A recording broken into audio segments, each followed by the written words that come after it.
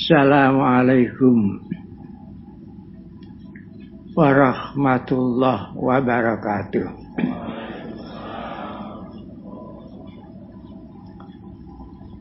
Bismillahirrahmanirrahim. Alhamdulillahirabbil alamin. Wassalatu wassalamu ala asyrafil mursalin. Sayyidina Muhammadin sallallahu alaihi wasallam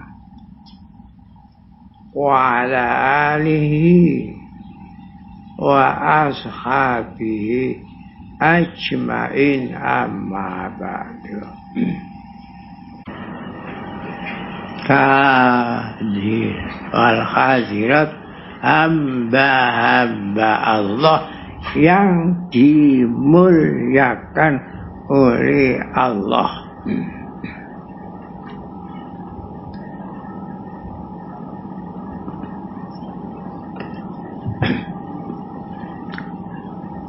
Ada seorang sahabat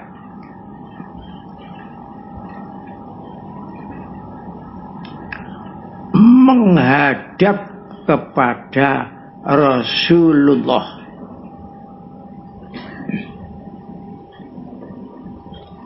Namanya sahabat Sufyan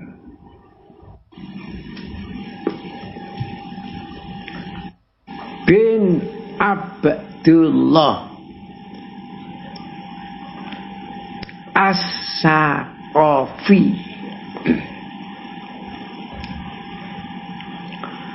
Sahabat Sufyan bin Abdullah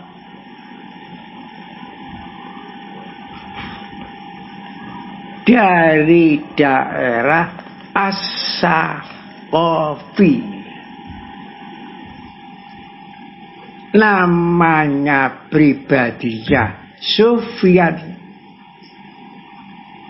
nama ayahnya Abdullah, nama daerah asalnya As-Saqafi. As-Saqafi menghadap kepada Rasulullah. Apa keperluannya menghadap kepada Rasulullah?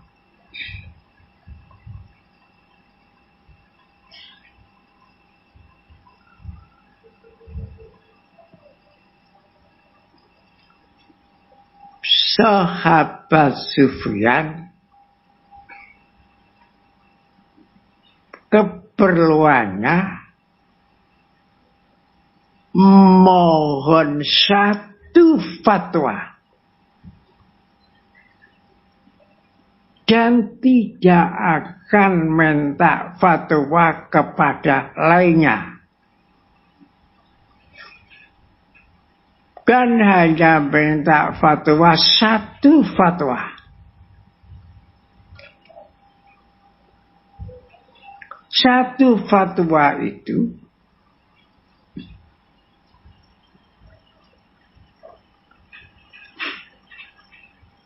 yang mencakup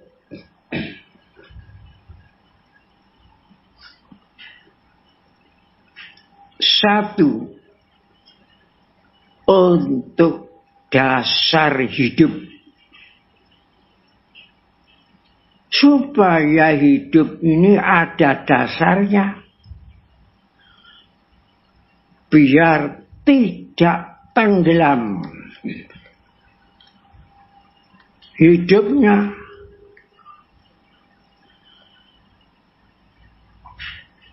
Di dalam kesia-siaan. Nomor 2, untuk pedoman hidup,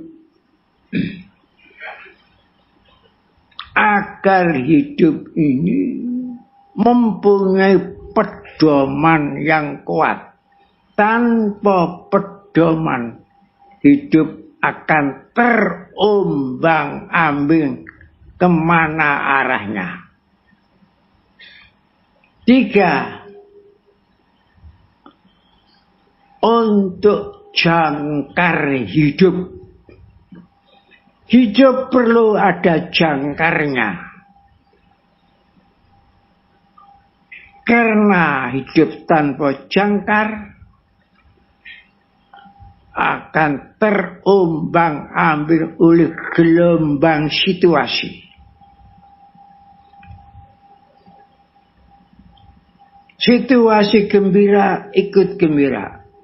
Situasi susah ikut susah. Dan lain-lainnya.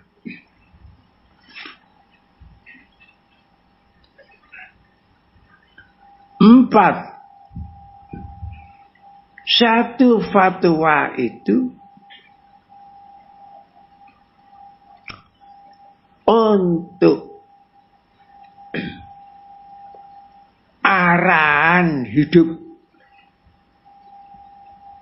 kiblat hidup, tujuan hidup, ke arah mana hidup kita ini diciptakan oleh Allah Ta'ala. Jangan sampai orang hidup tidak tahu tujuan hidup.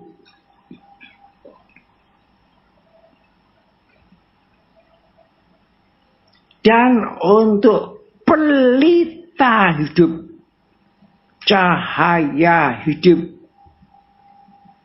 agar hidup kita ini dunia dan akhirat. Kegelapan, gelap gelita, gelap di dunia lebih gelap di akhirat. Dan terakhir untuk nilai hidup. Hidup tanpa nilai hidup adalah hidup fata morgana. Adanya hidup sama dengan tiadanya. Hidup kesia-siaan, hidup fata morgana. Itulah yang diminta oleh sahabat Sofyan bin Abdullah.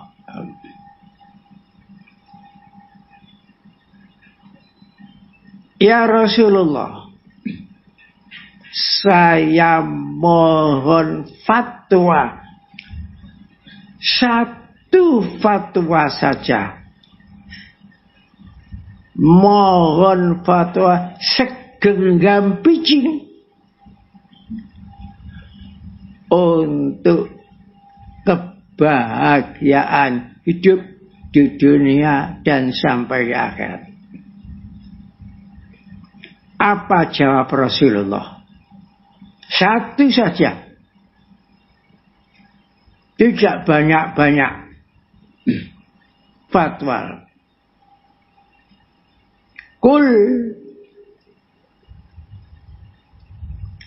amantu billah summastaqim.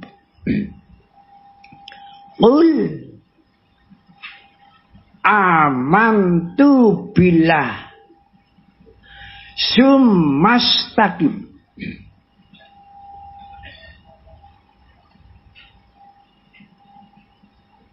Artinya, ucapkanlah dengan lisan, dengan hati, dengan akal, dengan pikiran, dengan pembuktian. Tidak cukup mengucapkan dengan lisan saja. Kul itu meliputi lisan, hati, hal, pikiran, pembuktian. Amantu billah, aku beriman kepada Allah. Bukan lisan saja yang berkata beriman kepada hati, beriman kepada pikiran, beriman kepada Allah. Rasa beriman kepada Allah. Hal, tingkah laku, pembuktian, fakta, semuanya beriman kepada Allah. Setelah itu fastaqim, maka istiqomahlah, lestarilah, dawamlah, imannya lestari, akal pikirannya lestari, semuanya lestari kepada iman kepada Allah. Bukan pagi bunyi iman kepada Allah, tengah hari berubah kafir. Pagi berkata syukur kepada Allah, baru mengucap sudah menjadi kufur akan nikmat-nikmat Allah. Bukan itu yang dimaksud fastaqim, istiqomah, lestari. Lestarinya semuanya itu,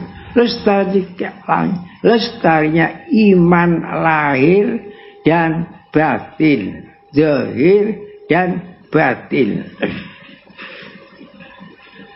Dan itulah sebabnya dalam lambang Tarekat Siddiqiyah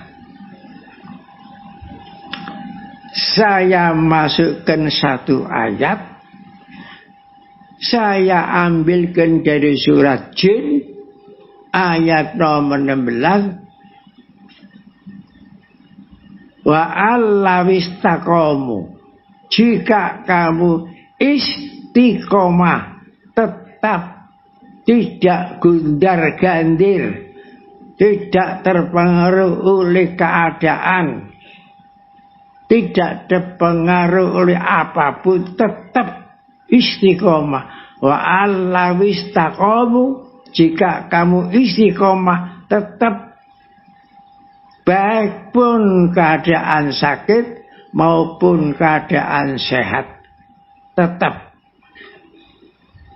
Allah berjanji. Janji Allah tidak akan meleset. La asqainahum ma'an ghadaqo. La asqainahum ma'an ghadaqo. Ini janji Allah.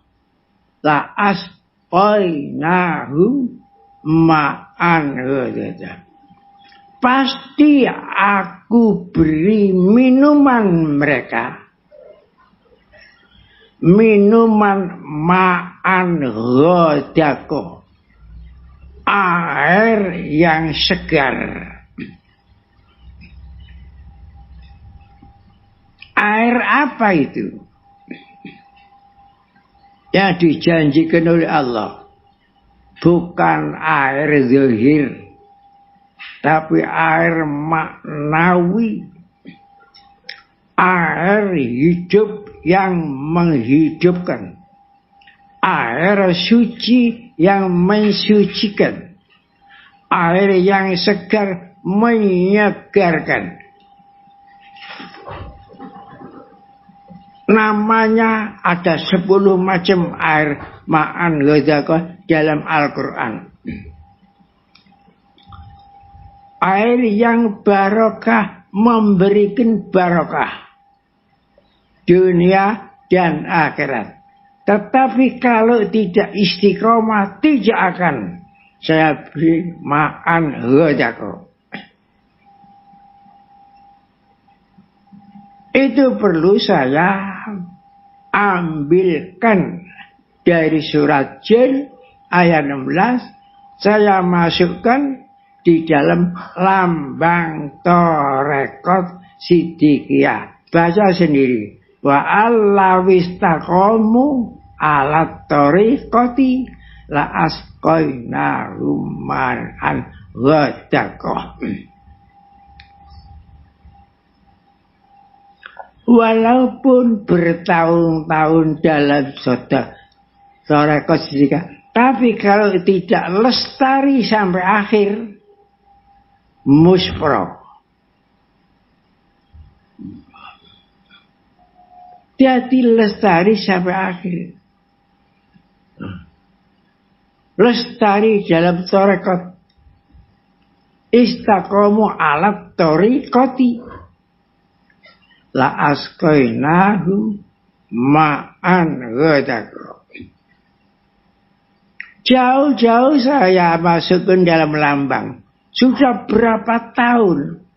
Karena saya khawatir. Gondar-gandir dalam tarekat. Tambah lama tarekat, perjalanan tarekat. Perjalanan manusia, perjalanan organisasi tambah banyak yang diketahui, tambah banyak pengalaman yang dialami. Orang musafir ke jauh perjalanan pasti banyak mengalami macam-macam. Mengetahui jalan yang lurus, mengetahui jalan yang bengkok, mengetahui jalan yang menanjak, ada jalan yang menurun, ada jalan yang membelok-belok. Karena setan mengintip terus. Ada jalan yang lurus, ada jalan yang mengandung duri unak, ada pemandangan yang menyenangkan, ada pemandangan yang menyedihkan, dan ada lobang-lobang, dan ada jurang-jurang. Semuanya itu banyak diketahui bagi orang atau organisasi yang semakin lama perjalanan, semakin banyak pengalaman. Ada yang memuji, ada yang mencela, dan sebagainya. Jangankan kita, Rasulullah sendiri sampai sekarang ini masih banyak yang memusuhi. Banyak negara. Dan sekarang ini Islam semarak. Islam bangkit. Ini kebangkitan Islam. Kebangkitan tasawuf. Oleh sebab itu, jangan sampai di perjalanan warga tarekat Siddiqiyah dalam menjalani tarekat yang sudah lama ini terpengaruh, terperosok, tergiur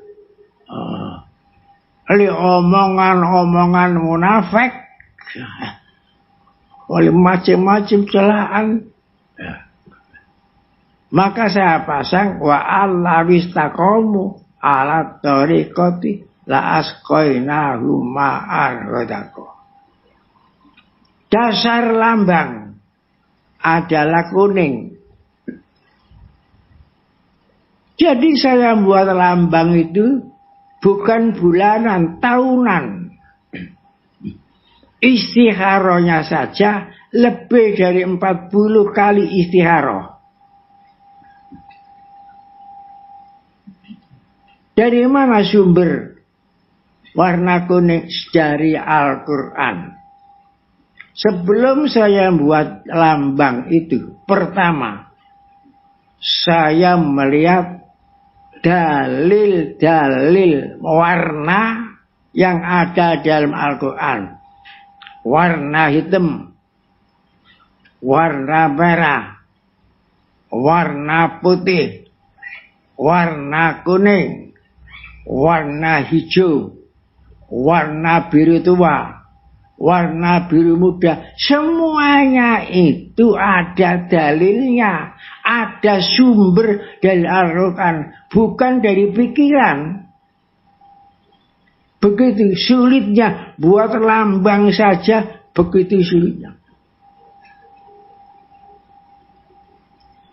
Akhirnya saya putuskan dari istikharah, dasarnya kuning, diambilkan dari ayat Al-Quran, sofra'u faqi'ul launuha tasurrun nadhirin. Sofra'u kuning cemerlang, faqi'ul launuha cemerlang warnanya. Sofra itu kuning, faqi'un cemerlang. Tasurrun nadhirin menggembirakan bagi orang yang melihatnya warna kuning yang cemerlang. Kenyataan warna kuning itu dicampur dengan warna apa saja, tasurrun nadhirin menggembirakan. Warna kuning campur putih, tasurrun nadhirin menggembirakan bagi orang yang baik. Warna kuning campur hijau, tasurrun nadhirin. Warna kuning campur merah, tasurrun nadhirin. Warna kuning campur wungu, tasurrun nadhirin. Semua menggerakkan. Maksud saya supaya orang warga Sidikiyah jangan sampai menyedihkan orang lain, menggembirakan dengan arti gembira yang positif. Di mana saja, kapan saja, itu maksud saya. Baru warnanya saja sudah begitu sulit, harus melalui ayat Al-Quran. Begitu pula ada warna biru, ada warna biru muda. Itu Majma' al-Bahrain.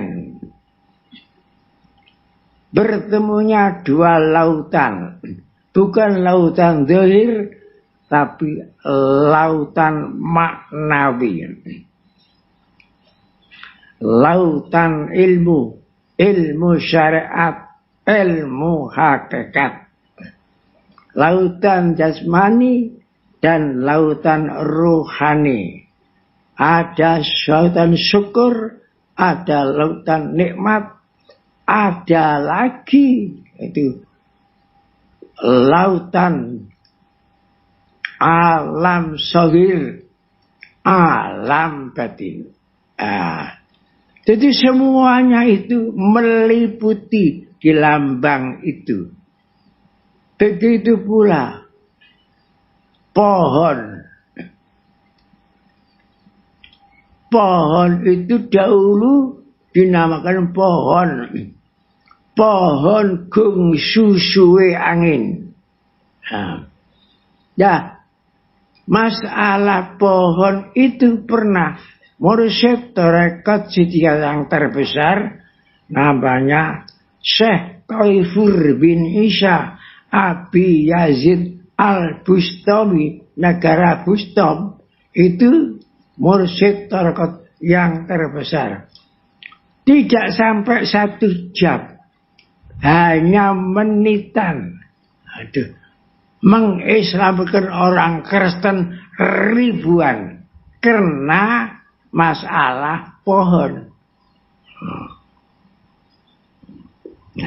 Ya, oleh sebab itu di abad ini, abad kebangkitan Islam, abad kebangkitan tasawuf, maka bangkitlah tarekat Sidikiyah. Alhamdulillah, tarekat Sidikiyah ini bangkit. Tidak ada yang bisa menghalang-halangi perkembangan tarekat Sidikiyah karena dapat ridho Allah. Macam-macam cara akan ngeremuk, menenggelam tarekat Sidikiyah. tapi kenyataannya gagal total. Dunia ini dilumpuhkan, lumpuhnya oleh virus. Padahal virusnya sendiri itu tidak bisa dilihat oleh mata telanjang. Tidak bisa dilihat. Tapi mengapa ditakuti dunia sampai lumpuh? Jadi takut kepada yang gaib. Ini ada isyarat apa?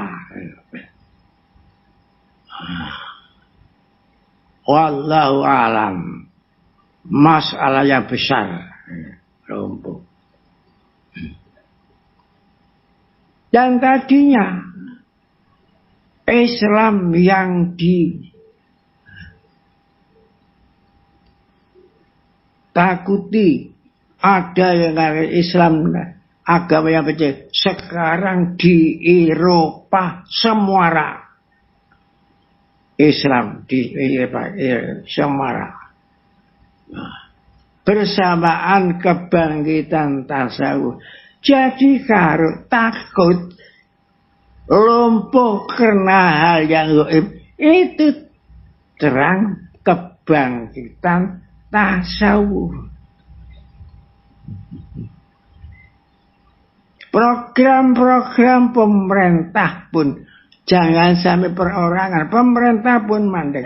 Tapi alhamdulillah program Sidikiyah tidak pernah mandek.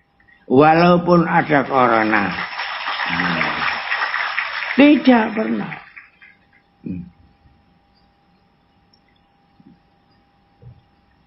Dan terus bergerak.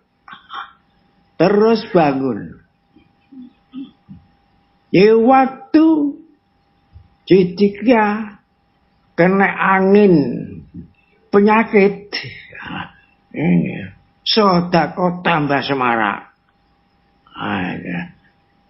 Bangun rumah layak huni tambah dan sebagainya. Jadi tidak perlu saya sampaikan satu persatu. Kalau ingin pembuktian, baca sendiri di jendela Sidikiyah, ensiklopedia Sidikiyah sudah dimuat. Jadi kembali kepada fatwa saya. Kalau kita pegang saja wa allawistaqom la asqainahum ma'an ghadaqo.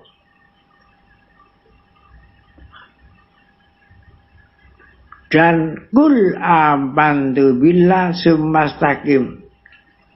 Sudah cukup fatwa yang cukup meliputi. Semoga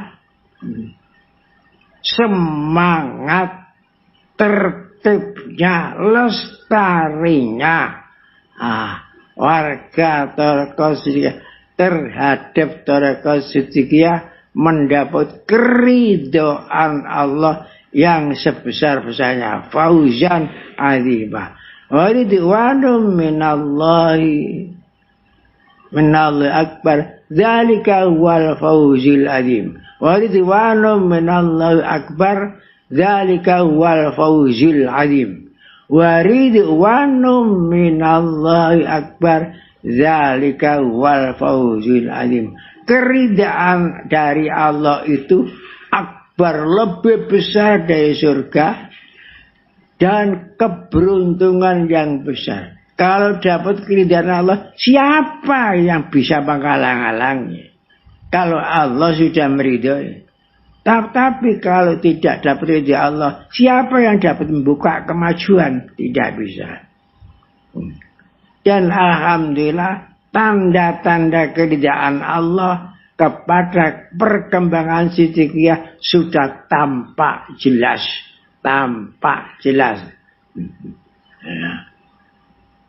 Demikianlah, semoga tetap semangat melestarikan istiqomah, mendawamkan tarekat siddiqiyah. Wassalamualaikum warahmatullahi wabarakatuh.